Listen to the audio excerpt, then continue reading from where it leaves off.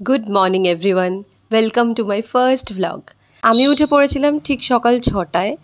আর উঠেই আগে ব্রাশ করে নিজের রুম অ্যারেঞ্জ করে আমার প্রথম কাজ হচ্ছে জানালা খোলা আর জানালা থেকে ফ্রেশ হেলদি এয়ারটা নেওয়া। সকালবেলা জানলার সামনে দাঁড়িয়ে দাঁড়িয়ে রাস্তার লোক চলাচল দেখতে আমার প্রথম থেকেই খুব ভালো লাগে। তোমাদেরও কার কার এটা করতে ভালো লাগে আমাকে প্লিজ কমেন্টে জানাও। এই দেখো আমার রুম গোছানো একদম কমপ্লিট। এবার আমি স্টার্ট করবো আমার মর্নিং রুটিন। প্রথমেই যেটা দিয়ে আমি আমার মর্নিং রুটিন স্টার্ট করি সেটা হচ্ছে 1 গ্লাস উষ্ণ গরম জল। হ্যাঁ, অনেকে লেবু দিয়েও খায়, মধু দিয়েও খায়।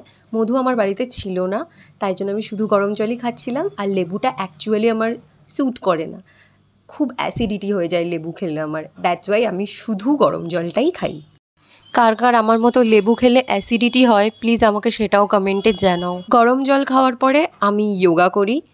আর হ্যাঁ, আমি একটু ইনকনসিস্টেন্ট এই দিক দিয়ে, আমি কন্টিনিউ করতে পারি না। হয়তো 1 সপ্তাহ করি, তারপর আবার কন্টিনিউ করা ছেড়ে দিই।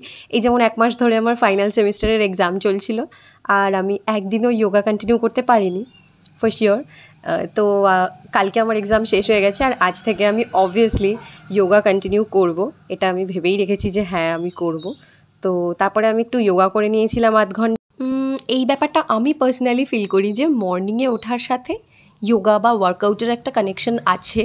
কারণ আমি যদি সকালে না উঠতে পারি 7টার মধ্যে, আমি আর এক্সারসাইজ বা যোগাটা করতে পারি না, মানে আমার আর মন চায় না। আবার আমি পরের দিনের জন্য ওয়েট করি যে কবে আবার আমি সকালে উঠবো, তারপরে আমি করব। এটা আমার সাথে প্রচণ্ডভাবে হয়। তো এই কারণে আমার মনে হয় যে সকালবেলা ওঠার সাথে যোগার আর ওয়ার্কআউটের কোনো একটাভাবে আন্তরিক একটা কানেকশন তো আছেই। আর এখন তো পিসিওডি, পিসিওএস এই ব্যাপারগুলো এত বেশি বেড়ে গেছে যে প্রত্যেকটা মানুষ বোধহয় আমার মতোই সেম প্রবলেমে ভুগছে, যে প্রতিদিন ওয়ার্কআউট করাটা কতটা জরুরি তারা বুঝতেও পারছে। আমি নিজের কথাই বলছি, প্রতিদিন ওয়ার্কআউট না করলে, আমি যদি 1 সপ্তাহ বন্ধ দিই, আমার 1 কেজি ওয়েট গেইন হয়ে যাচ্ছে, এবং সেটা আমার পরের মাসের সাইকেলটাতে গিয়ে প্রবলেম হচ্ছে, এবং সেটা হচ্ছে না। তাও আপাতত এই 3 মাস ধরে ভগবানের ইচ্ছায় আমার একদম ঠিকঠাক সাইকেল হচ্ছে, আর সেই কারণেই এই যোগা করার মোটিভেশনটা আমি আরও পাই। 30 মিনিটস যোগা করে ফিজিক্যালি মেন্টালি হেলদি হয়ে আমি চলে গেলাম আমার মায়ের কাছে, হ্যাঁ, ব্রেকফাস্ট চাইতে। তো ব্রেকফাস্টে ছিল একটা ডিম সিদ্ধ, একটু কাঁচা ছোলা, আর আমাকে 1 কাপ কফি দেওয়া হয়েছিল, যেটা আমি নিচে বসে গল্প করতে করতে খেয়ে চলে এসেছি, তাই আর ক্যামেরাতে দেখাতে পারিনি। তারপর আমি বসেছিলাম একটু পড়তে। হ্যাঁ, তোমরা হয়তো অনেকেই জিজ্ঞেস করবে যে এই তো বললে ফাইনাল সেমিস্টার শেষ, তারপরে আবার কিসের পড়া। তো I am a history student, আমাকে পড়াশোনার মধ্যেই থাকতে হয়, নইলে এই ডেটস সব কিছু আমি তো ভুলে যাব। একটু একটু রিভিশন করতে হয়। আর যদিও আমি সকালে উঠে একটা হেলদি ডে শিডিউল করেছিলাম, তার মধ্যে আমি পড়াটাকেও রেখেছিলাম।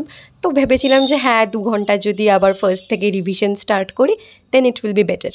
সো আমি একটু পড়তে বসেছি। অডিয়েন্সের মধ্যে যারা হিস্ট্রি স্টুডেন্টস আছো বা টিচার্স আছো, তাদের কোন পার্টটা পড়তে ভালো লাগে, এনশিয়েন্ট, মেডিয়েভাল আর মডার্ন? আমার তো অলওয়েজ মডার্নটা পড়তে বেশি ভালো লাগে, বাট মেডিয়েভালটার মধ্যে বেশি ডেটস থাকে এবং বেশি সোর্সেস থাকে, সো সেটাকে বেশি রিভিশন করতে হয়। আর এনশিয়েন্টটা অনেস্টলি আমার বোরিং লাগে। তো দ্যাটস ওয়াই আমি আজকে মেডিয়েভাল ইন্ডিয়া দিয়ে স্টার্ট করেছিলাম। তো ভাবলাম যে হ্যাঁ এখান থেকে রিভিশন করলে বেটার হবে, তাই জন্য আজকে আমি মেডিয়েভাল পড়া স্টার্ট করেছিলাম। তোমরা কিন্তু কমেন্টে জানাতে ভুলো না যে তোমাদের কোন পার্টটা বেশি ভালো লাগে, এনশিয়েন্ট, মেডিয়েভাল আর মডার্ন। 2 ঘন্টা পড়াশুনো করে ওঠার পরে আমি ভাবলাম যে এখন বসে বসে কী করা যায়, তাই জন্য একটু সেজে গুজে বসে পড়লাম রিলস বানাতে।